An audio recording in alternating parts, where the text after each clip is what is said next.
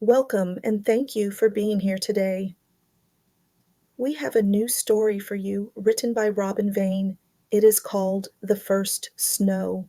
Find a comfortable place, let the world outside go quiet, and let us begin. Act 1. The morning.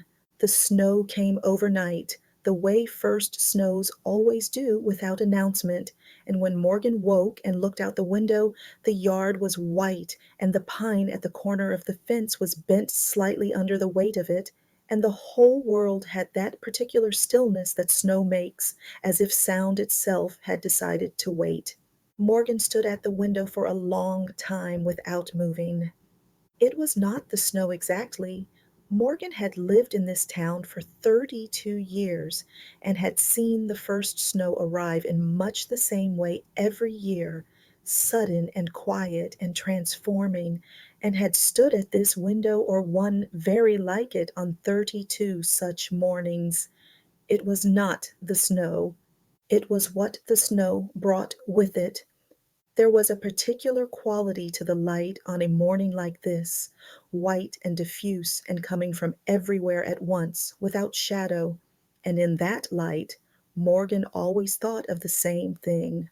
Not a place, or not only a place, more the feeling of a specific time of life, the feeling of being 29 years old in a city far from here, standing at a different window looking out at a different street and understanding that a decision had to be made.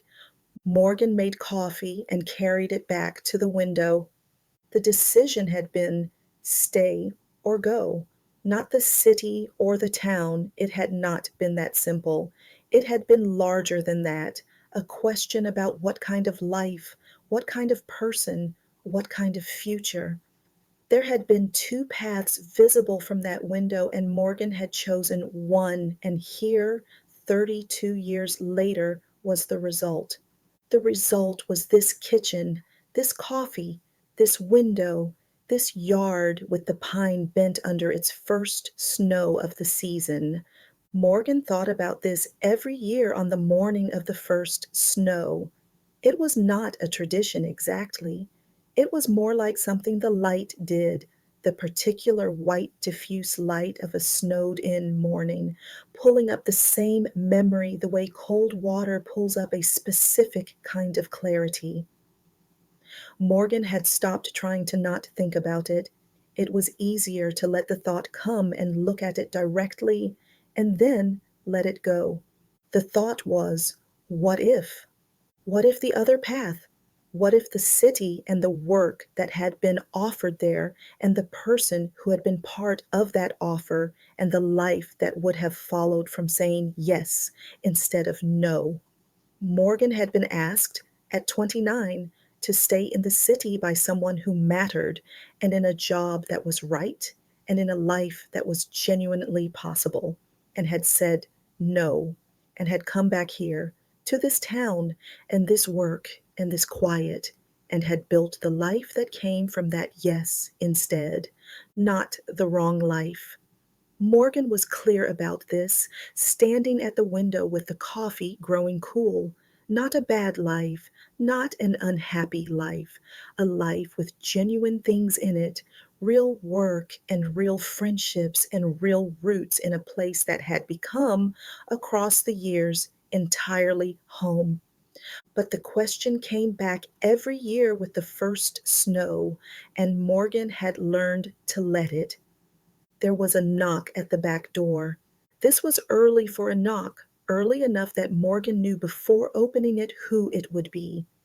The neighbor, Ellis, who was 74 and walked every morning regardless of weather, and who had been knocking on Morgan's back door after morning walks for 11 of the 32 years Morgan had lived here, a habit that had begun when Ellis had knocked to return a book and had simply continued from there, the way the best habits do, without being decided upon.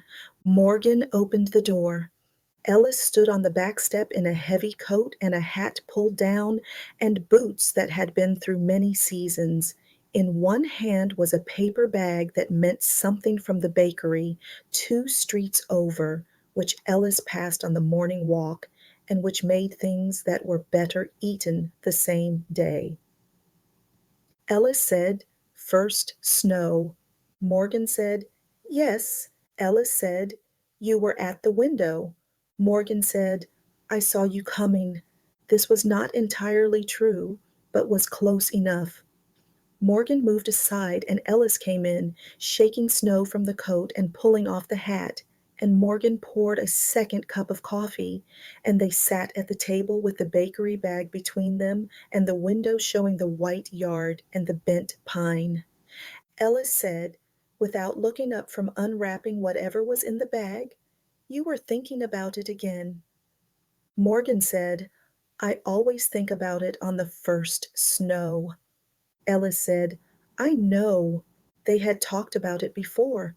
Not often, not in detail, but enough that Ellis understood the broad shape of it, the choice at 29, and the question that came back with the light. Ellis was one of perhaps 3 people on earth who knew that Morgan thought about this at all. It was not the kind of thing Morgan discussed widely. Ellis set a pastry on a napkin and pushed it across the table and said, "Same question as every year?" Morgan said, "More or less." Ellis said, "And?" Morgan said, "And I am looking at it, as I do." Ellis nodded and drank coffee and did not say anything else about it, which was one of the reasons they were friends, the understanding that some things needed to be said once and then sat with, rather than analyzed further.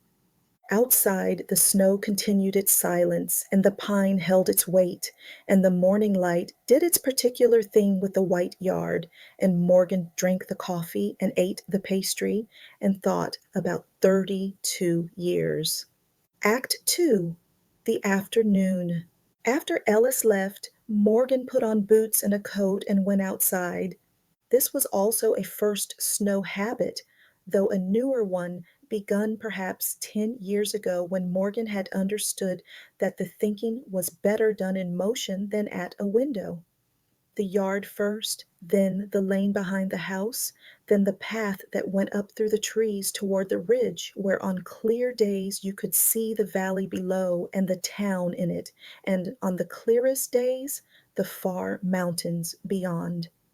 It was not a clear day. The sky was the same white as the ground, and the trees along the path held their snow carefully, releasing it occasionally in small falls that landed with a sound that was almost nothing. Morgan walked slowly, which the snow required, and thought. The decision at 29 had involved a person named Claire. Morgan did not think about Claire often, or not directly. Claire appeared in the first snow, thinking the way certain things appear in certain lights, visible only under specific conditions, not hidden exactly, but not available at other times. Claire had been part of the city and the offer and the possible life, not the only part, but a significant one. Someone who had made the city feel like a place that could be home rather than a place that was merely where Morgan happened to be working. They had not parted badly. That was important to say, even internally. There had been no argument, no failure of understanding. Claire had understood Morgan's reasons for going, had said so clearly and without bitterness, and they had said goodbye at a train station on a gray afternoon with the particular composure of 2 people who have decided to behave well in a difficult moment and are managing it by a small margin. Morgan had written letters for the first year. Claire had written back. Then the letters had thinned, as letters do, and then there had been a final letter from Claire, a good letter, a generous letter, describing a new job and a new city and a person who had come into the picture and who made the city feel like home. Morgan had read this letter and felt something complicated, and had written back with genuine warmth, and that had been that. The path curved up through the trees, and the snow muffled everything, and Morgan walked and thought about that letter, and about the composure of the train station goodbye, and about what it meant to make a decision and live inside it for 32 years. It meant that you did not get the other life. This was the obvious thing, the thing that went without saying, and yet it bore saying clearly once a year in the first snowlight, because it was true, and pretending it was not true seemed like a form of dishonesty that Morgan did not want to engage in. You chose, and in choosing you foreclosed. That was what a choice was. And yet Morgan stopped on the path where it widened before the final climb to the ridge, and yet the foreclosing was not only loss. This was the thing Morgan had been working out across the years, not reaching a conclusion exactly, but getting clearer. The path not taken had things in it that the path taken did not. This was undeniable. But the path taken had things in it that the path not taken did not, and these things were not lesser things simply because they were less dramatic, less the stuff of what ifs. The work Morgan had done here, not glamorous work, work in a small organization in a small town doing things that mattered locally, quietly, without recognition that extended beyond the county line. 30 years of it. Morgan had been good at this work, and the work had needed doing, and there were people in this town whose lives were better for it, not by much, not in any way that made for a good story, but actually and measurably better, and Morgan knew who they were. The friendships, Ellis, a handful of others who had been in Morgan's life long enough to know the whole shape of it, not just the recent chapters, people who had been there through the difficulties and the ordinary times, both, and who would be there for whatever came next. The place itself, the town and the ridge and the path through the trees, and the particular quality of the first snow, which Morgan now understood was not only a memory trigger, but also a thing in itself, a gift the year gave every time. Morgan had a life, not the life that might have been, a life actual and specific, built across 32 years by the accumulation of choices and friendships and work and mornings at the window. A real life, Morgan's own, shaped by the decision at 29 in the way all lives are shaped by their decisions, not determined by them, but turned by them, the way a river is turned by what it encounters, without being defined by any single feature of the landscape. The ridge was too icy to climb safely in the new snow, so Morgan turned at the wide place in the path and went back down through the trees, retracing the morning's steps in the snow, and thought about turning. Turning was not the same as returning. Morgan had learned this. You could not return to a decision and unmake it, could not climb back to 29 and stand again at that window with the choice still open. But you could turn toward what the decision had made. Turn with your full attention toward the actual life rather than the possible one. And this turning was available every year on the morning of the first snow, if you were paying attention. Morgan was paying attention. The town came into view through the trees as the path descended, the rooftops white, the smoke from a few chimneys going straight up into the still air, the whole of it quiet and contained and familiar in the way that home is familiar, which is differently from the way anything else is familiar, more bodily, more assumed, as if the place were continuous with the person rather than separate from it. Morgan stood at the edge of the trees and looked at the town. 32 years.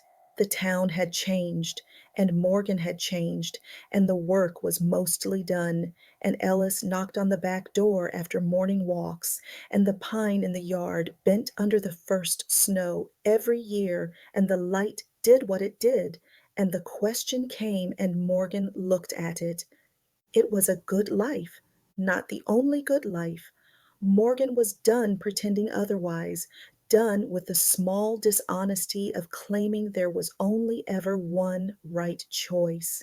There had been two possible good lives, and Morgan had lived one of them and would never know the other, and this was simply, factually, the shape of things. But the one that had been lived was good, actually and specifically good. And standing at the edge of the trees, looking at the town in its first snow, Morgan felt this not as a conclusion finally reached, but as something quieter and more durable than a conclusion. A fact known in the body as well as the mind, the way you know cold or warmth, the way you know the particular weight of a place that is yours. Morgan walked back into town. Act 3. The evening. Ellis came back in the late afternoon. This was not unusual. Ellis often came twice in a day on the first snow, once in the morning and once toward evening, which Morgan had understood without it ever being discussed as a kind of companionship, the specific companionship of someone who knows when another person might want company without being asked. Morgan had made soup. This was also a first snow habit, something warm and unhurried that filled the kitchen with a smell that was the smell of staying inside while the weather did what it wanted outside. Ellis came in and sat at the table, and Morgan brought two bowls, and they ate, and the window showed the yard going dark, the pines still bent, the snow blue in the failing light. Ellis said, "How was the walk?" Morgan said, "Good. I went up to the wide place in the path. The ridge was too icy." Ellis said, "Did it help?" Morgan said, "It always helps." Ellis looked at the window and said, "Same answer as every year?" Morgan considered this. Said, "A clearer version of the same answer." Ellis said, "Which is?" Morgan set down the spoon and looked at the soup, and then at the window and said, "That I chose well, not perfectly, not in a way that excluded loss, but well." Ellis was quiet for a moment, then said, "That is a good answer." Morgan said, "It took 32 years." Ellis said, "Some answers do. They ate." The kitchen was warm, and the soup was good, and outside the first snow of the season had done what first snows do, which is to change the look of everything without changing the substance of anything, covering the familiar shapes of the yard in white, so that they were both the same and different, recognizable and new. Morgan thought about Claire, not with longing or with regret, but with something more like the feeling you have toward a song that you associate with a particular time, warmth and distance mixed, the acknowledgement that it was real and that it mattered, and that it belongs to the part of your life that is past rather than the part that is present, and that this is not a failure of feeling, but simply the passage of time doing what it does. Morgan thought about the work and the town and Ellis across the table and the path through the trees and the 32 years of first snows, each one the same and each one different, the year arriving in this particular form every time, white and quiet, and asking the same question. And Morgan answering, this year more clearly than before, yes, this, this was the right life. Not because there was no other right life, not because the choice had been easy or the loss had been nothing, but because this one had been lived with care, with genuine attention, with the willingness to be present in it, rather than always half present in a possible version of it. Because the work had been real, and the friendships had been real, and the town had become home in the deepest sense of the word, the sense that means you are continuous with a place, that it is part of the substance of who you are. Ellis said, finishing the soup. Same time next year? Morgan said, same time next year. Ellis stood and put on the coat and the hat and went out into the first snow evening, and Morgan sat at the table a while longer with the empty bowls and the quiet kitchen and the window showing the blue dark yard, the pine still holding its white weight, patient and particular, the same pine it had always been. Morgan thought, I will call someone tomorrow, not Claire. Someone from the present life, one of the people who were part of what had actually been built. There was a conversation overdue, the kind that gets put off because it does not seem urgent, and then one day is urgent, and Morgan did not want to wait until it was urgent. The decision at 29 had taught Morgan something it had taken 32 years to fully learn. Not that one path was better than another, not that choices could be made without cost, but that a life, to be a life worth living, had to be inhabited, fully, presently, without one eye always on the door to the other version. You had to be inside the life you had chosen, all the way inside it, or the choosing meant nothing. Morgan was inside it, all the way inside, on this first snow evening in this warm kitchen in this small town that had been home for 32 years and would be home for whatever years remained. And the pine was in the yard, and Ellis had come twice, and the soup had been good, and the path through the trees had done what it always did, and the question had come as it always came, and the answer had come with it, clearer this year than any year before. Yes, this. Morgan got up and cleared the bowls and washed them in the warm water and dried them and put them away, and then stood at the window one more time as the night came fully down and the yard went dark and the snow held its white against the darkness, the pine a darker shape against the white, everything quiet, everything still, everything exactly as it was. Good, Morgan thought. That is good. End of novel.